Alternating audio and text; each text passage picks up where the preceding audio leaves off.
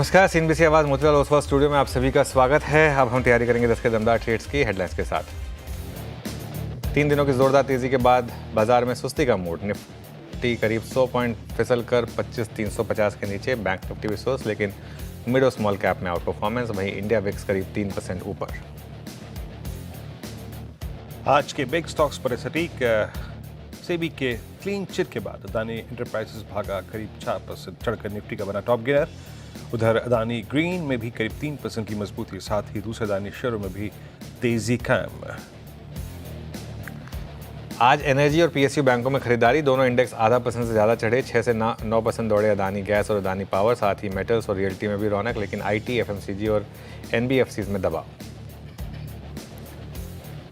Vodafone idea की याचिका पर आज सुप्रीम कोर्ट में हो सकती है सुनवाई। कंपनी ने एजीआर के रिकैलकुलेशन की रखी है मांग। शेयर में हल्की खरीदारी। चलिए, 10 के दमदार ट्रेड्स में आपका स्वागत है। इस शो में प्रकाश कावसर और आशीष बेदी जी पिछले शो से बने हुए हैं। रचना जी जुड़ेंगी, अमोल जी भी जुड़ेंगे अपने टॉप ट्रेड्स के साथ। फिर हम बात करेंगे ट्रस्ट म्यूचुअल फंड के सीईओ मिहिर वोरा से, और टेक्नो फंडा अप्रोच के लिए जेएम फाइनेंशियल सर्विसेज के पीएमएस मैनेजिंग डायरेक्टर आशीष चतुर्मोता से। इसके अलावा वोडाफोन आइडिया की उस एजीआर अपील पर एक आपको हेड्सअप देंगे असीम के साथ। एक नज़र ज़रा मार्केट पर, निफ्टी डे लो पर, और अब हम 25,300 भी तोड़ने की तैयारी कर रहे हैं। फाइनली निफ्टी ने वो जो एक क्रम चला आ रहा था हायर लोज का, उसको तोड़ दिया है। अब हम कल के लो के नीचे हैं।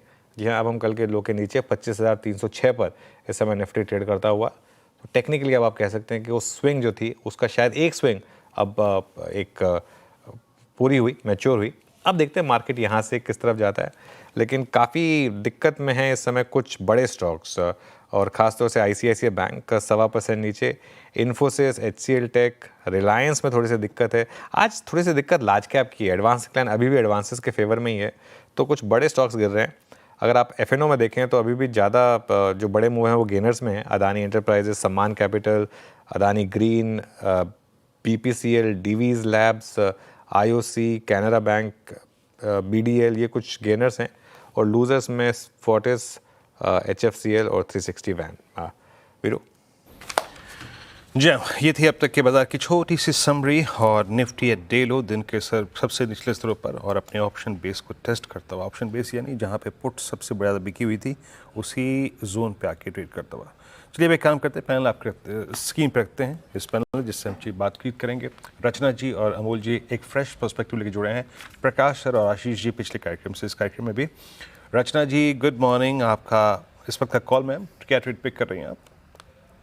जी, गुड मॉर्निंग। मेरे इस वक्त के कॉल्स में एक रहेगा बजाज ऑटो और एक रहेगा नेस्ले। दोनों को ही शॉर्ट साइड पे प्ले करेंगे। आज दिन जो है वो कंसोलिडेटिंग रहना चाहिए, तो एक्सपेक्टेशंस थोड़ी उस हिसाब से रखेंगे। जैसे एक हफ्ते से था, ऐसा आज नहीं होना है। और बजाज ऑटो को शॉर्ट करेंगे करंट प्राइस पे, और उसका एसएल लगाएंगे 9020 पे। डाउन साइड पे हमारा टारगेट होगा 8940 एंड 8900। तो ये दो टारगेट्स है। और नेस्ले को भी हम शॉर्ट करेंगे। नेस्ले में बहुत दिनों से प्रॉब्लम नजर आ रहा है, और मेरे हिसाब से यहाँ पे अगर 1205 के एसएल के साथ इसको शॉर्ट करा जाए एट द करंट प्राइस, तो डाउन साइड पे हमारा टारगेट हो सकता है 1185 एंड 1175।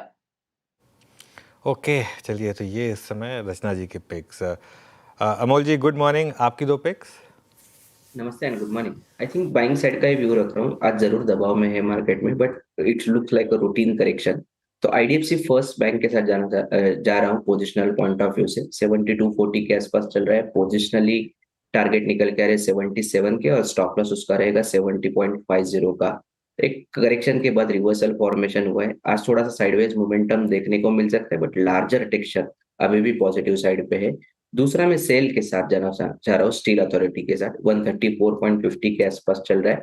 पोजिशनली टारगेट निकल के आ रहे 145 147 के। स्टॉप लॉस उसका रहेगा 131.20 का।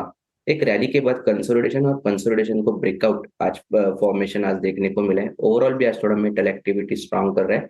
मुझे लगता है पोजिशनल पॉइंट ऑफ व्यू से जरूर देखा जा सकता है। चलिए, अमोल जी के दो ट्रेड सब चलते हैं आशीष भैती जी के पास। आशीष जी, आप क्या पिक कर रहे हैं?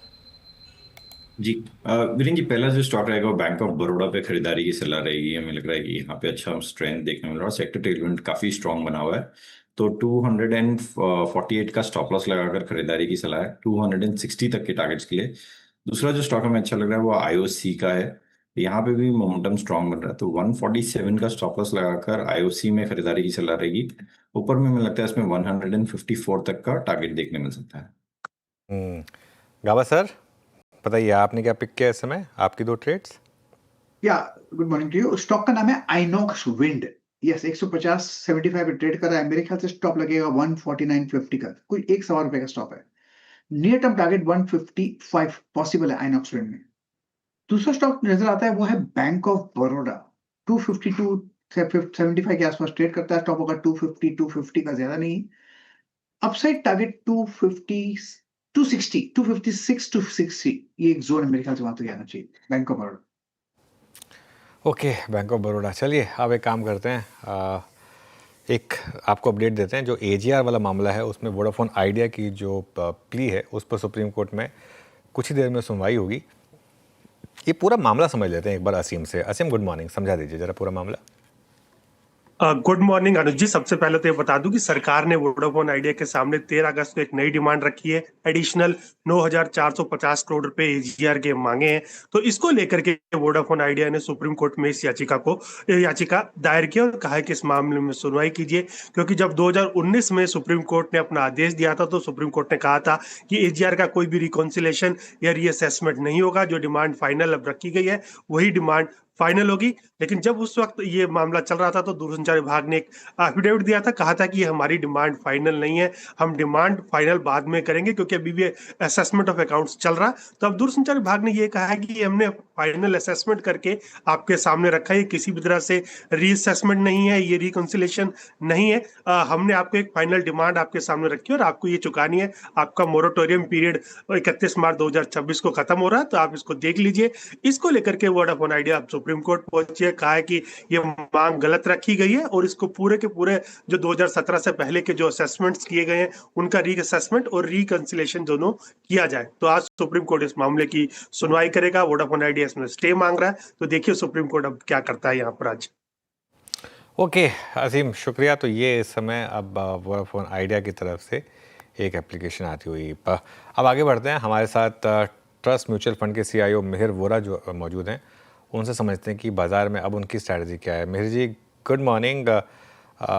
बड़ी रैली मार्केट में प्ले आउट हुई है पिछले 2 हफ्ते में। इस रैली के बाद अब आपका क्या व्यू है? क्या इन लेवल्स पर थोड़ा प्रॉफिट बुक किया जाए या फिर अभी भी मार्केट में आपको लग रहा है कि जो ग्रॉस अंडर परफॉर्मेंस रही है हमारी वो अभी भी करेक्ट हो सकती है आगे जाते हुए? नमस्कार अनुज। अनुज, काफी डिपेंड करता है हमारी जो ट्रेड नेगोशिएशंस हैं उसके आउटकम पे, क्योंकि अभी भी जो टैरिफ्स लगे हुए हैं यूएस में वो काफी स्ट्रिंजेंट है। तो ये एक बाजार पे ओवरहैंग है। तो बाजार को बहुत ज्यादा तेजी अगर होती है तो ये एक अपसाइड इसकी वजह से कैप हो सकता है। उम्मीद तो यही है कि नवंबर तक ये मामला सलट जाएगा, निगोशिएशन हो जाएंगे, क्योंकि भारत और अमेरिका दोनों के हित में नहीं है ये कि ये इश्यू लंबा चले। लेकिन ये एक ओवरहैंग मार्केट पे है। तो ये एक, मैं कहूंगा, जो कॉशियस साइड पे है मार्केट को जो कैप करेगा वो एक फैक्टर है। लेकिन पॉजिटिव फैक्टर ये है कि because of these tariffs government ने काफी स्टेप्स लिए हैं। जैसे हमने देखा जीएसटी का बहुत बड़ा कट किया, इनकम टैक्स का बेनिफिट तो एनीवे बजट में मिला था। तो उससे डिफॉल्ट जो उम्मीद बन रही है कि सेकेंड हाफ में जैसे ही दिवाली का सीजन आएगा, बिजी सीजन आएगा, और जिस तरह से जीएसटी कट्स हुए हैं तो एक कंजम्पशन को अच्छा बूस्ट मिल सकता है और सेकेंड हाफ इंडस्ट्री और बाजार के लिए अच्छा रहेगा। ये उम्मीद से बाजार टिकी हुई है। तो मेरे ख्याल से पॉजिटिव फैक्टर्स हैं, नेगेटिव फैक्टर्स हैं। एक बहुत सिग्निफिकेंट फैक्टर एक और भी है कि जो यूएस है वो मनी प्रिंटिंग की ओर बिल्कुल जा रहा है। रेट कट की और भी बातें हो रही हैं, 25 बेसिस पॉइंट्स तो कल किया, लेकिन और भी डिमांड है कि ज्यादा रेट कट की। तो मेरे ख्याल से डॉलर वीकनेस का जो माहौल है वो अभी भी बन रहा है। और जिस तरह से डॉलर वीक होता रहा तो मुझे लगता है कि इंडिया में भी फॉरेनर्स का पैसा आते रहेगा, जो कि हमने देखा है कि पिछले काफी महीनों से नेगेटिव चल रहा है एफआईआई फ्लोज। तो अगर डॉलर वीकनेस बरकरार रही और अगर इमर्जिंग मार्केट्स में पैसा आने लगा तो मेरे ख्याल से एक जो डोमेस्टिक इंस्टीट्यूशन का तो सपोर्ट है ही, FIIs का भी सपोर्ट मिल सकता है बाजार को। तो ये मेरे ख्याल से थोड़े पॉजिटिव्स थोड़े नेगेटिव्स करके बाजार में एक संतुलन है, मैं कहूंगा, फैक्टर्स का। तो ये माहौल में मुझे लगता है कि स्टॉक पिकिंग करना ज्यादा इंपॉर्टेंट है। इंडिया में बहुत सारी कंपनीज अच्छी अच्छी हैं कि इंस्पाइट ऑफ टैरिफ्स वगैरह, इंस्पाइट ऑफ डबल फैक्टर्स, अपने अपने bottom up growth rates, bottom up strategy से ग्रोथ अच्छा दिखा रही है, मार्जिन इंप्रूवमेंट दिखा रही है, कैपेसिटी एक्सपेंशन हो रही है। और ये एक सेक्टर नहीं, बहुत सारे सेक्टर्स में है, स्मॉल कैप मिड कैप्स में। तो स्टॉक पिकिंग का माहौल तो अभी भी मेरे ख्याल से बना हुआ है। मेघ जी नमस्कार, वीरेंद्र बोल रहा हूँ। ये कभी भी जब बाजार में मूव आता है, इस बार कभी आप आज का मूव देखिए, कल का मूव देखिए, विदाउट बैंक निफ्टी के कंट्रीब्यूशन के नहीं आता है। और मुझे मालूम है आप जब चुनाव करेंगे बैंकों में तो वो देखेंगे कहाँ पे आपको वैल्यूएशंस का स्पेस नज़र आ रहा है। सिंस एक चीज़ अभी स्ट्राइक कर रही है, आई मीन FIs की बाइंग का रिज्यूम होना, वो हमेशा प्राइवेट बैंक्स में एक मूव लेके आता है। बट वैल्यूएशंस का स्पेस कहाँ नज़र आ रहा है आपको? PSUs में, प्राइवेट में आपकी चॉइस क्या है इस वक्त? बैंकों में जहाँ आप लोगों ने थोड़ा एडिशन भी किया है? बिल्कुल, जिस तरह से बैंक्स ने अंडर परफॉर्म किया है, करीबन 2 साल का अंडर परफॉर्मेंस हो चुका है अभी मुझे लगता है बैंक्स में। तो at this point in time तो प्राइवेट सेक्टर बैंक्स और पब्लिक सेक्टर बैंक्स दोनों ही अच्छे लग रहे हैं वैल्यूएशन पॉइंट ऑफ व्यू से। ट्रिगर यही है कि क्रेडिट ग्रोथ कब आएगा, क्योंकि हमने तो उम्मीद की थी कि मार्च अप्रैल में जब से RBI का और गवर्नमेंट का रवैया प्रो ग्रोथ हो चुका था, लिक्विडिटी बहुत अच्छी देना शुरू कर दिया था, रेट कट भी अग्रेसिव किया RBI ने, और जो कमेंट्री थी वो भी अच्छी थी। तो उससे माहौल तो ये बन रहा था कि क्रेडिट ग्रोथ होए, लेकिन अभी तक जो बैंकिंग क्रेडिट है वो उसकी ग्रोथ इतनी नहीं आई है। इसलिए सेक्टर ने बावजूद ये गवर्नमेंट वगैरह सपोर्ट की वजह से भी सेक्टर ने अंडर परफॉर्म किया है। मेरे ख्याल से अगर हमारी जो थीसिस है कि सेकंड हाफ में जो है इकोनॉमिक एक्टिविटी पिकअप करेगी और ग्रोथ वापस आएगी, तो बैंकिंग सेक्टर में भी क्रेडिट ग्रोथ आना चाहिए। तो उसकी वजह से मुझे लगता है कि वैल्यूएशन तो अच्छे ही है, और ये अगर ग्रोथ का ट्रिगर आ जाएगा तो एक अच्छी रैली मिल सकती है बैंक्स में। और जैसे आपने कहा, बैंक्स सबसे इंपॉर्टेंट सेक्टर है मार्केट के लिए, सबसे ज्यादा वेट वाला सेक्टर है। तो अगर ये चलता है तो फिर मार्केट्स भी चल सकते हैं। ओके, बिल्कुल। इस रैली को लीड किया ऑटोज़ ने GST कट के बाद। आई एम श्योर आपके फंड में काफ़ी ऑटो एक्सपोजर होगा, आपने उसे बढ़ाया है इस रैली में या ट्रिम किया है, और इस समय क्या व्यू है? हमारा एक्सपोजर ऑटो में तो था, लेकिन ऑटो एंसिलरी में उससे ज्यादा था। तो वो ऑटो एंसिलरी जब ऑटो अच्छा करता है तो ऑटो एंसिलरी की भी डिमांड तो बढ़ती ही है। तो वो तो हमने ऑटो एंसिलरीज का वेट तो मेंटेन किया था। ऑटो में हमने बिल्कुल थोड़ा वेट बढ़ाया है, खास करके कार सेगमेंट में। मेहर जी, ये फार्मा में हमने कल एक बहुत स्ट्रॉन्ग मूव देखा। अब फार्मा में आप और हेल्थ केयर में हॉस्पिटल स्टॉक्स तो पहले से ही बहुत स्ट्रॉन्ग थे, ऑल टाइम हाई पे थे। फार्मा में आपको कहाँ नज़र आ रहा है स्पेस, स्पेशली CDMO,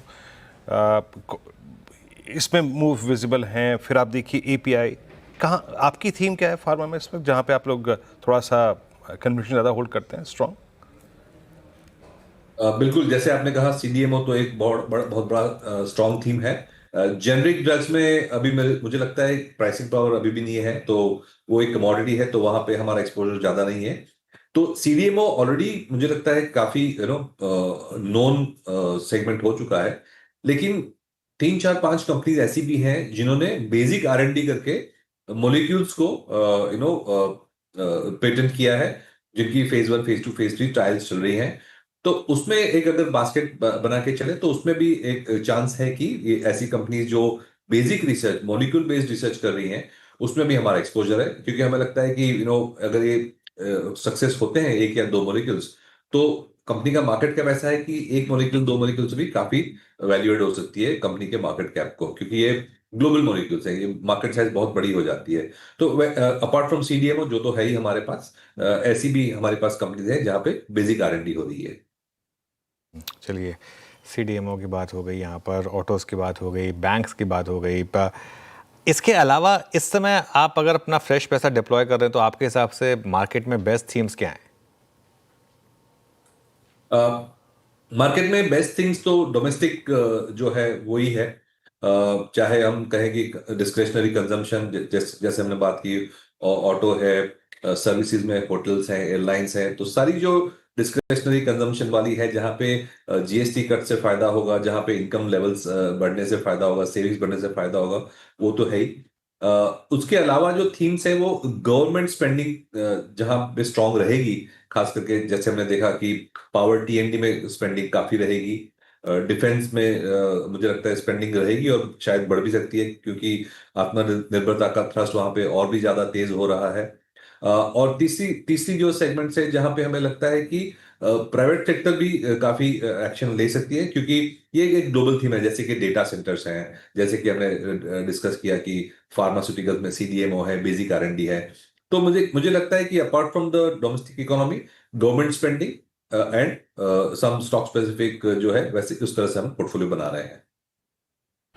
ओके अच्छा, मीनवाइल अभी हमारी जब मेरी जिससे बात चली रही है, look at Ashok Leyland 141.80 means commercial vehicle segment का ये स्टॉक अपने करियर हाई को स्ट्राइक करता हुआ।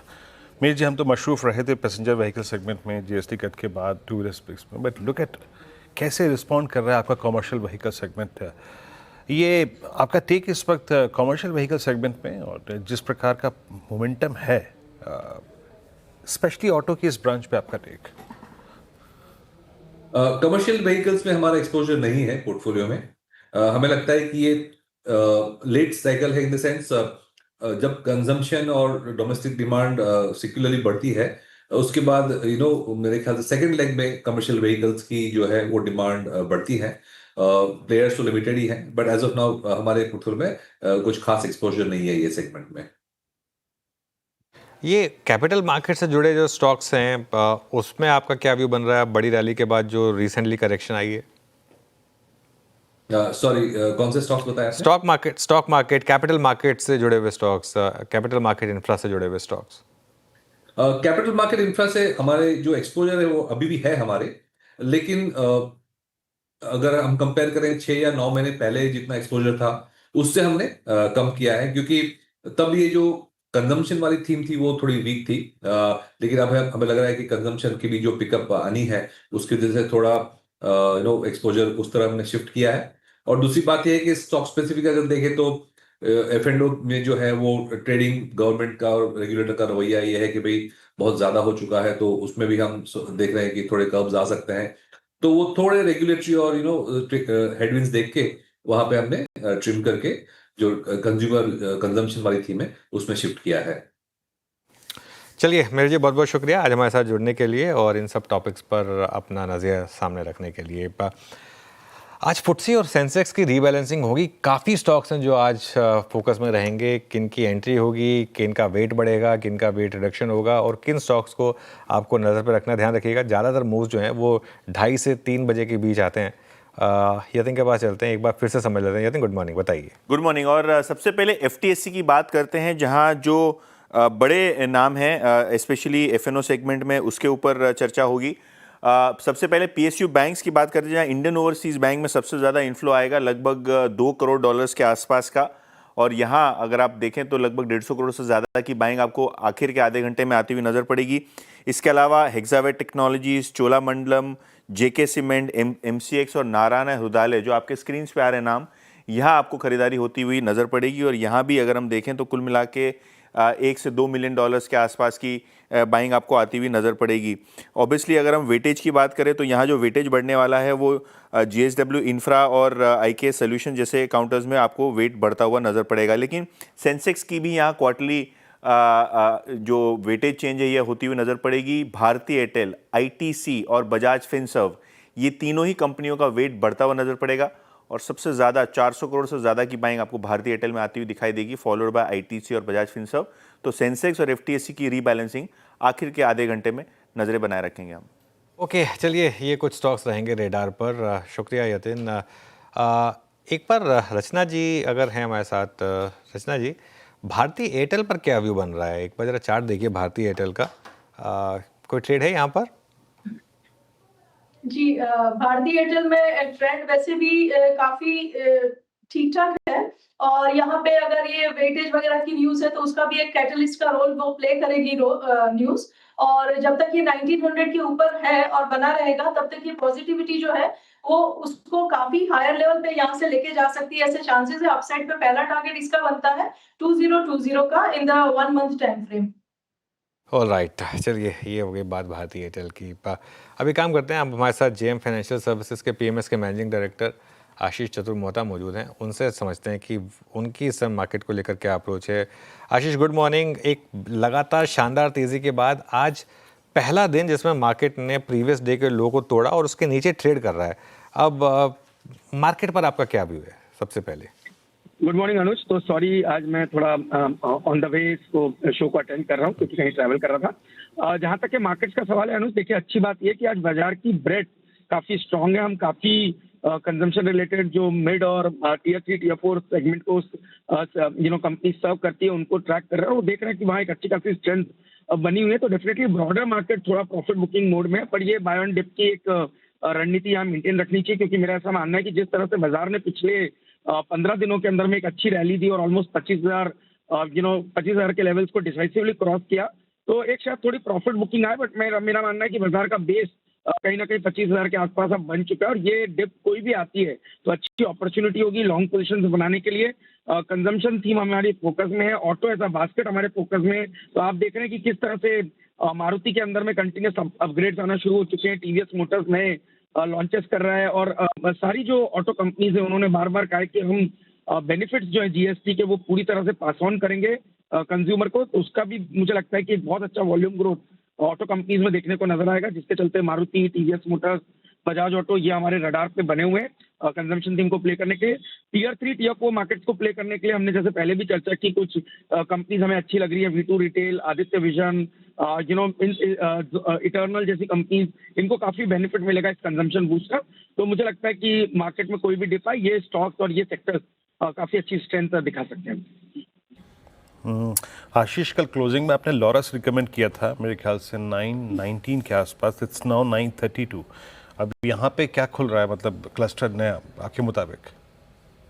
नहीं, बिल्कुल देखिए, CDMO as a space is doing extremely well. आप देखिए लॉरस के जो नंबर्स हैं 44-45% के जंप सीडीएमओ स्पेस में नजर आ रहे हैं। एक समय पे कंपनी जहां 10% उनका कंट्रीब्यूशन सेल्स का सीडीएमओ से आता था वो 30% हो गया और धीरे धीरे बढ़ के 50% पे हो जाएगा। और जैसे जैसे ये नंबर्स सीडीएमओ के बढ़ेंगे, आप देखेंगे मार्जिन प्रोफाइल कंपनी की इंप्रूव होगी, जिसका रिफ्लेक्शन चार्ट्स पे नजर आ रहा है। स्टॉक ने अपने 3-4 साल के कंसोलिडेशन को ब्रेक किया है, नए ऑल टाइम हाई बनाए और अब मुझे लगता है ये कंटिन्यू करेगा। कम से कम 1100-1200 रुपए तक की ट्रेजेक्ट्री मुझे तो लगता है पोजिशनली और लॉरस लैब में भी नजर आएगी। और कल हमने एक और स्टॉक की चर्चा की थी इसी स्पेस में, सीडीएमओ के साइलाइफ करके कंपनी है, वो भी हमें काफी पसंद है, जो कि सीआरओ और सीडीएमओ स्पेस के अंदर में। तो ये दोनों जो कंपनीज हैं सीडीएमओ स्पेस की, हमें काफी इंटरेस्टिंग लगती है medium to long term perspective से। ओके, सीडीएमओ स्पेस ये आपको काफ़ी इंटरेस्टिंग लग रहा है, यहाँ पर आपको बाइंग रहेगी। आईटी स्पेस में कोई प्रेफर्ड पिक्स आपके इस समय, लार्ज कैप या मिड कैप आईटी में? तो अनुज यहाँ बहुत सेलेक्टिव है। मुझे लगता है कि अगर से यहाँ पे कुछ प्ले करना है तो हम कंपनी जैसे कि परसिस्टेंट जैसी कंपनीज के ऊपर काफी फोकस करेंगे। बट इसके अलावा एक थोड़ा सा मिड कैप स्मॉल कैप में हमने कंपनी आइडेंटिफाई की है जो कि एआई प्लस हमें जिस तरह से लगता है कि डेटा सेंटर्स की जो थीम है उसको प्ले करने के लिए, और उसमें हमें एक नेटवेब करके कंपनी है वो काफी अच्छी लगती है। But it's not, we can not call it like our traditional IT companies. तो ट्रेडिशनल आईटी कंपनीज में अगर से मुझे जाना होगा तो मैं परसिस्टेंट और कोफोर्स जैसी कंपनीज के साथ ही बना रहूंगा। बट अगर से थोड़ा सा मैं एआई और हाई एचपीसी यानी कि हाई परफॉर्मेंस कंप्यूटिंग सेगमेंट के अंदर देखूं तो वहां मुझे लगता है कि नेटवेब के अंदर में एक अच्छी ऑप्शनलिटी बनती नजर आ सकती है। ये आशीष, ईएमएस सेगमेंट में एक युग था, एक फेज था डिक्सन का, लेकिन इस बार लग रहा है कि ये फेज है केन्स का, है ना? Look at Kaynes 73.30, I mean अपने ऑल टाइम। ये लग रहा है क्या डोमिनेट करेगा आशीष? यहाँ से कितना अपसाइड देख रहे हैं आप इसमें? देखिए वीरेंद्र, हमने समय समय पर इन सभी कंपनीज की चर्चा की, चाहे एम्बर, केन्स, डिक्सन या सिरमा, और हमें तो चारों पसंद है। इनफैक्ट पोर्टफोलियोज में भी हमने इनको जगह दी हुई है। मेरा ये मानना है कि सबकी अपनी अपनी स्ट्रेंथ है। केन्स की स्ट्रेंथ आ रही है कि इनकी जो ओसेट कैपेसिटी है 2028 तक इनके नंबर्स आना शुरू हो जाएंगे और जो टॉप लाइन और प्रॉफिट की ग्रोथ है वो 40% केगर से बढ़ती हुई नजर आ सकती है। और हमें समझना पड़ेगा कि इंडिया जो है वो पूरा इकोसिस्टम क्रिएट कर रहा है सेमीकंडक्टर के सेगमेंट में। 28 नैनोमीटर की चिप तो अब हम बना ही रहे हैं, बट धीरे धीरे हमें लगता है कि ट्रांजिशन देखने को मिलेगा और हम हाई एंड और जो थोड़ी सी ऐसी चिप्स है जिनका बहुत ज्यादा टेक्नोलॉजी के अंदर में भी यूज होता है, ऐसी चिप्स के अंदर में भी हम काम करेंगे। और केन्स जैसी कंपनी ने इसकी शुरुआत की है, तो हमें लगता है कि इनकी साइज ऑफ अपॉर्चुनिटी या टोटल एड्रेसेबल मार्केट जो है वो काफी बड़ा है। और मेरा ये मानना है कि स्टॉक यहाँ से एटलीस्ट 20 से 25% की अपसाइड दिखा सकता है। तो केन्स, सिरमा, एम्बर, डिक्सन चारों ही स्टॉक हमें पसंद आते हैं to play this entire rally in the EMS segment. चलिए ठीक है। अच्छा आशीष जी, मुझे बताया गया कि आप बीकेसी जा रहे हैं, ये वो जी वहाँ तो नहीं जा रहे एप्पल के उसमें, एक बार थोड़ा सा संभल के रहिएगा। थोड़ा फुटेज दिखाता हूँ मैं, धक्का मुक्की चल रही है वहाँ पर, ये देखिए। नहीं बिल्कुल, मैं अगर से मेरा जाने का भी मूड होता तो इस धक्का मुक्की को देख के मैं अपना व्यू बदल चुका हूँ और इसके चलते अब मैं कोई कॉन्फ्रेंस अटेंड कर लूंगा अभी कैसे जाके। हाँ चलिए ऑल द बेस्ट आपको। थैंक यू सो मच आज हमारे साथ जुड़ने के लिए। ट्रैवल करते वक्त भी आपने आज हमें ज्वाइन किया, इसके लिए बहुत बहुत शुक्रिया। और कंचन और श्रेया जाने वाले थे, लेकिन ये फुटेज देखने के बाद शायद दोनों ने अपना मन बदल लिया, है ना कंचन, श्रेया? सही कह रहा हूँ? iPhone 17 तो आप खरीदेंगे सर। ओके तो बस यहीं से देखती हूँ दूर से। हाँ लेकिन विजुअल्स देखिए, मतलब मुझे सच बताऊँ ना वीरू, मुझे हैरानी है। मतलब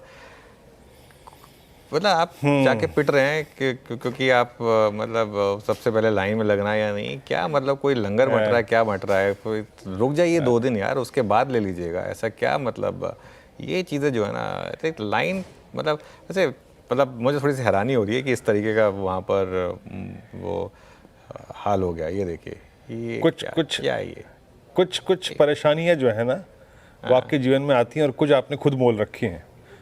उसमें से मेरे को लगता है कि ये विजुअल्स अच्छे नहीं है, ये विजुअल्स अच्छे नहीं है। हंसी मजाक अपनी तरफ है, हंसी मजाक अपनी तरफ है, लेकिन ये विजुअल्स अच्छे नहीं है। ये मतलब ये एंड जो भी है ये कस्टमर्स हैं, ऐसा नहीं है कि मतलब ये कोई ऐसे कोई आ गया है। तो आप कस्टमर या पोटेंशियल कस्टमर है जो भी हैं, लेकिन थोड़ा सा इंतजाम बेहतर होना चाहिए। और ये जो इस तरह से मारपीट है ये नहीं होनी। ऐसा भी नहीं कि पहले दिन सस्ता मिल रहा है फोन की कतार में लगे हैं लोग। वैसे वीरू जी, आपने कई बात आबला पकड़ गला वाली काम, उस पे एक कविता है कि आदमी भी क्या अनोखा जीव होता है, मुश्किलें खुद ही बनाकर खुद ही फंसता है और दिन रात उसी में बेचैन रहता है।